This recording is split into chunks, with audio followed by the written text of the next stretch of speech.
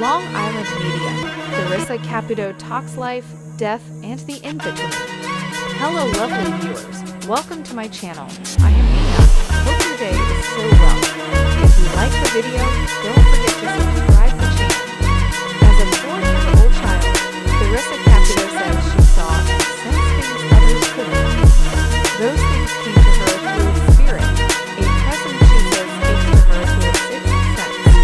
As she grew older, Caputo learned more about her capabilities, and for more than 2 decades, she's translated spirit signs and symbols to deliver messages to those grieving in the Sure, there are skeptics, but the self-professed leader has material weight for those who are in.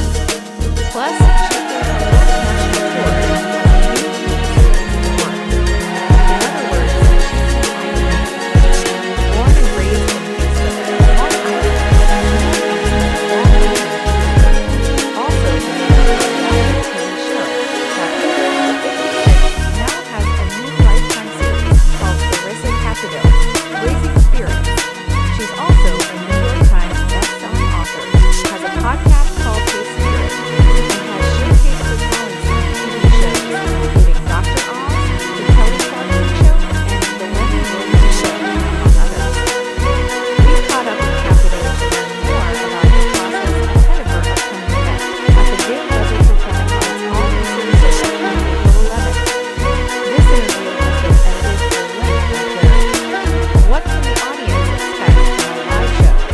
I started this stage to explain how I communicate with spirits, share some of my background, and then I get started. Spirit guides me towards someone specific in the audience. I stop in front of them, and Spirit validates messages with specific information that only that person would know. It can be information from the past, or even something that happened since the person's loved one died. Then I channel their departed. I love the experience of large shows because there might be thousands of people in the room who share in it.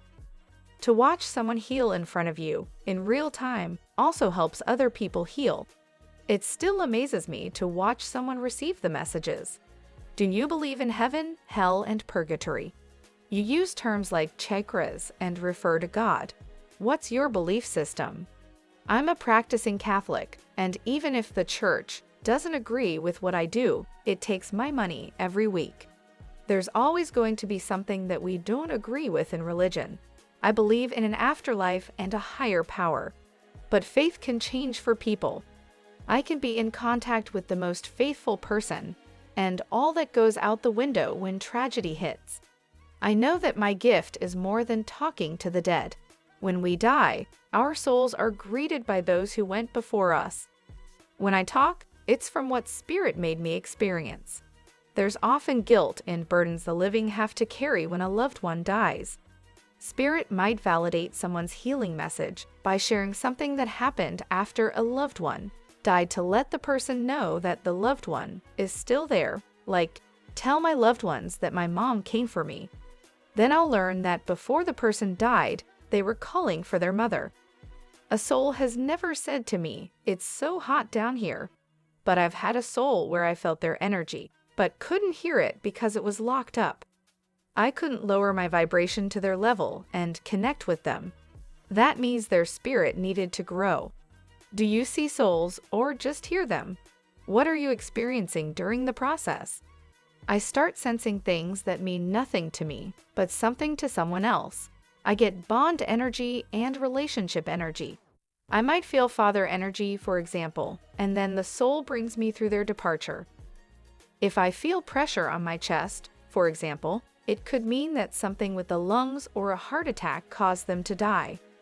Then I get a sign or symbol of burden or guilt that says the soul can't heal. They need the opportunity to say goodbye. They often say to the grieving person, please know that anything you said to me in your private thoughts and prayers was heard. A common message I get from a soul is to permit the person to start to heal when the soul knows they're suffering. I once had a deceased father say, you were upset because you found out things I did after I died, but I just need you to know your whole life wasn't a lie because of that. What are the most common messages you channel? The most common message that spirit conveys is, "Please let my loved one know I'm safe and at peace," or "You were there for me, and you did what you could." Another one is, "If you got to me sooner, it doesn't mean I would still be alive today," or "Tell my loved one I died on my terms when I chose to stop treatment, and that soul thanks their loved one to have allowed them to leave." Do the readings stay with you?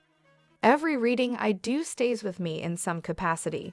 Some people don't want to go on after the death of a loved one, and to be able to give them that will to live back and connect them to their loved one stays with me forever.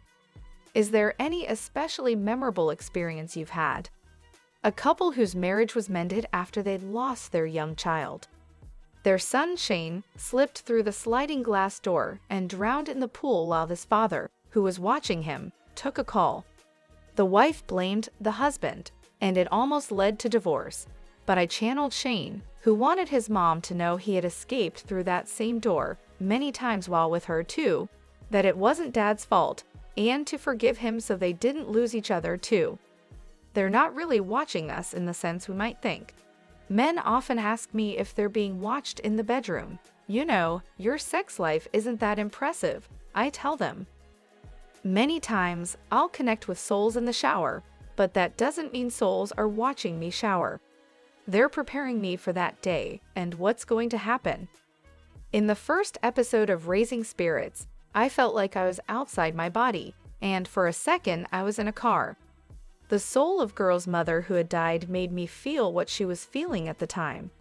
The mom was kidnapped and stored in a trunk for 9 hours and had that same out-of-body feeling. That's how she survived it. She asked me to tell my daughter, "This is how I survived what I went through." The message she wanted her daughter to know was that she didn't know what was happening, but that she didn't feel afraid, and to stop worrying about that. She was at peace. Can any ordinary person cultivate this kind of sensitivity? We all have the ability to connect with our departed loved ones. Anyone that reminds you of them, that's their soul reminding you they're with you. I don't think we realize that sometimes because we're so stricken with grief.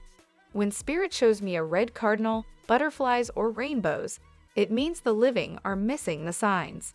So I'll ask, are you seeing the hummingbird that buzzes in your window in the morning? That's your mom. People just don't know what to connect with. Sometimes it's through smells or nature. It's a sensing or just a knowing. Sometimes it's a song that reminds you of them.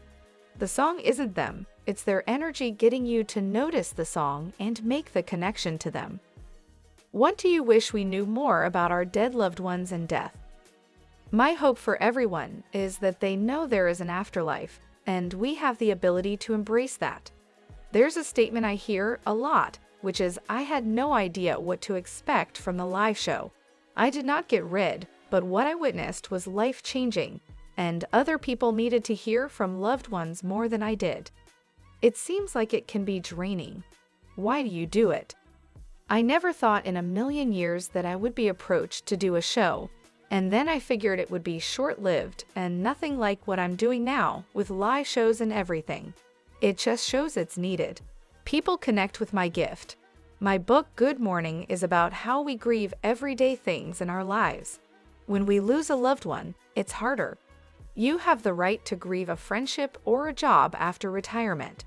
We deserve to grieve daily. We can even grieve our choices and decisions in the physical world.